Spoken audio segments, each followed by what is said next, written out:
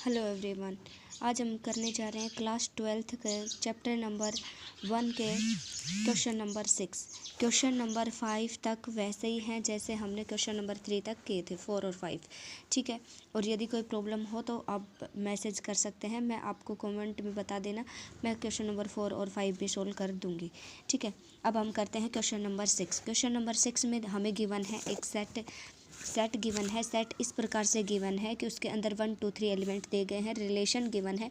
Relation में ordered pair दिए गए हैं, 2 ऑर्डर्ड पेयर दिए गए हैं, 2 एलिमेंट्स हैं इसके अंदर, ऑर्डर्ड पेयर में है। हमें शो करना है कि सिमेट्रिक तो है बट रिफ्लेक्सिव और ट्रांजिटिव नहीं है। तो सबसे पहले हम चेक करते हैं कि रिफ्लेक्सिव है या नहीं है। तो सबसे पहले रिफ्लेक्सिव चेक करने के लिए सेट ए से कोई एलिमेंट उठाना पड़ता है। मान लिया कि सेट ए से एलिमेंट उठाया हमने 1। अब ए सेट ए से जो एलिमेंट उठाया है उसका ए के साथ ही ऑर्डर्ड पेयर बनाएंगे, वो आर में जाना चाहिए। लेकिन कोई भी एलिमेंट उठा लो, 2 उठा लो, 3 उठा लो, 3 3 2 2 1 1, ये कोई भी एलिमेंट इसके अंदर नहीं आ रहा है रिलेशन आर में, तो ये नॉट रिफ्लेक्सिव होगा। उसके बाद आता है सिमेट्रिक। सिमेट्रिक के लिए हमें ऑर्डर्ड पेयर लेना पड़ता है रिलेशन से। आप 1 2 उठा लो या 2 1 उठा लो। मैंने 1 2 उठाया है, आर के अंदर बिलोंग कर रहा है, तो इसका उल्टा भी, कम्यूटेटिव भी, यानी 2 1 भी किस में बिलोंग करना चाहिए, आर में। तो ये 2 1 भी आर में बिलोंग कर रहा है, इसलिए ये क्या होगा, सिमेट्रिक होगा। उसके बाद लेते हैं ट्रांजिटिव। ट्रांजिटिव के लिए भी हमें 2 ऑर्डर्ड पेयर ही उठाने पड़ते हैं रिलेशन से। अब 2 ऑर्डर्ड पेयर ए बी और बी सी इस तरह से उठाने पड़ते हैं, लेकिन यहाँ पर ए भी मिल जाएगा, बी भी मिल जाएगा, लेकिन यहाँ पर सी हमें नहीं मिल रहा है क्योंकि सी ए से अलग होना चाहिए, लेकिन यहाँ पर तो सी ए से अलग नहीं है। मान लो कि उसके बाद भी आप कहो कि नहीं, एक बार के लिए मान लेते हैं और फिर उठा ही लेते हैं, तो उठा लोगे उसके बाद भी आपके पास क्या बन जाएगा, 1 1 बन जाएगा, जो कि आर में बिलोंग नहीं कर रहा है। वैसे तो हमें ये 2 ऑर्डर्ड पेयर ही नहीं मिल पा रहे हैं, इसके लिए ट्रांजिटिविटी तो यहीं पर फेल हो जाती है। लेकिन उसके बाद भी आप उठा देते हो तो भी आपके पास 1 1 बनेगा, जो कि आर में नहीं जाएगा। उसके बाद आप क्या कह सकते हो कि ये नॉट ट्रांजिटिव होगा। उसके बाद लेते हैं क्वेश्चन नंबर 7। क्वेश्चन नंबर 7 में क्या दिया है आपके पास, एक सेट ए है। सेट ए किस प्रकार से दिया गया है कि ए के अंदर कॉलेज की एक लाइब्रेरी है, लाइब्रेरी के अंदर जितनी भी बुक है सभी बुकों का क्या ले लिया गया है, सेट ले लिया गया है। और रिलेशन डिफाइन किया गया है कि ऑर्डर्ड पेयर, रिलेशन में ordered pair x y element ऐसे आएंगे जब एक्स और वाई दोनों के नंबर ऑफ पेजेस सेम होंगे तो इसके अंदर आ जाएंगे, वरना इसके अंदर नहीं आएंगे। तो इसके लिए सबसे पहले चेक करेंगे हम फॉर रिफ्लेक्सिव।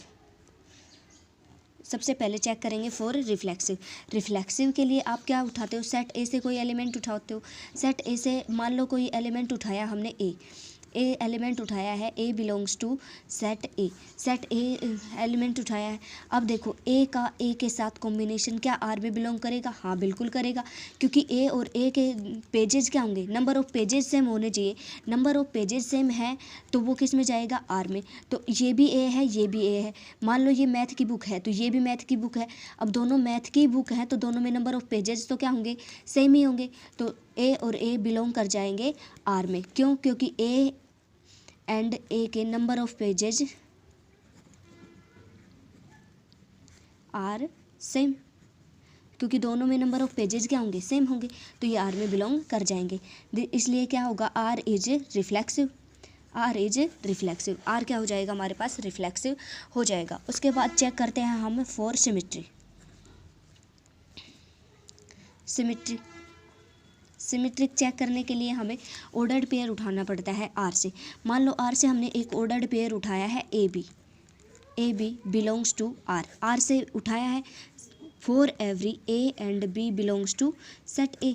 सेट ए से लिया है, ए और बी सेट ए से हैं। कोई भी बुक है, कोई 2 बुक हैं जो कि इस सेट ए से ली गई हैं, लेकिन वो आर में बिलोंग कर रही हैं, यानी ए एंड बी हैव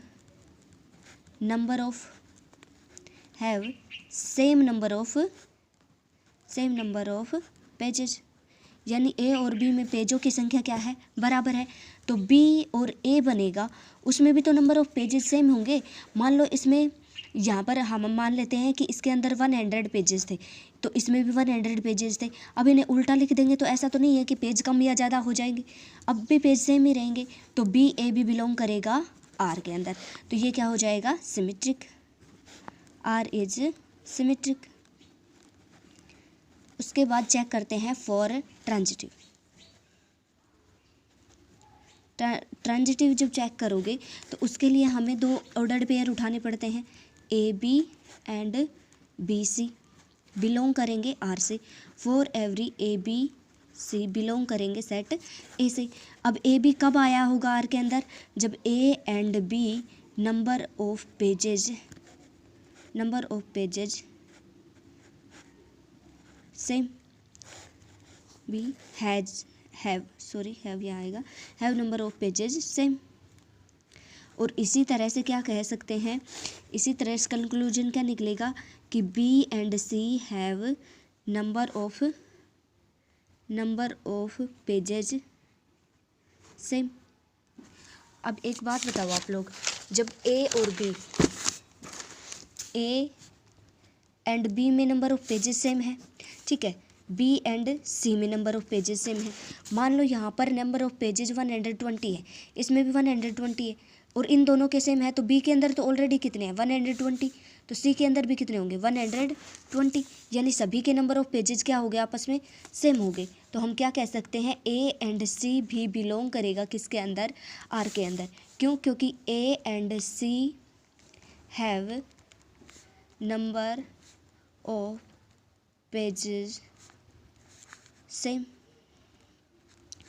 जब ए और सी में भी नंबर ऑफ पेजेस क्या हो गए, सेम हो गए, तो जो सेम पेजेस रखते हैं वो सभी बुकें कहाँ जाएंगी, ऑर्डर्ड पेयर बना के आर के अंदर जाएंगी। तो ये क्या हो गया हमारे पास, are is transitive.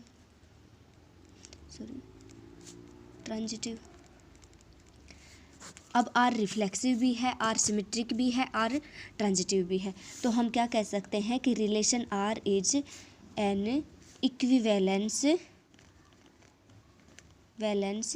Relation. R क्या है हमारे पास, एक इक्विवेलेंस रिलेशन बन गया। तो हमें क्वेश्चन नंबर 7 में यही शो करना था कि जो रिलेशन हमारे पास बना है वो इक्विवेलेंस रिलेशन है या नहीं। तो हमने शो कर दिया है, रिफ्लेक्सिव भी शो कर दिया, सिमेट्रिक भी, ट्रांजिटिव भी। तो ये आर क्या हो गया, इक्विवेलेंस रिलेशन हो गया। आप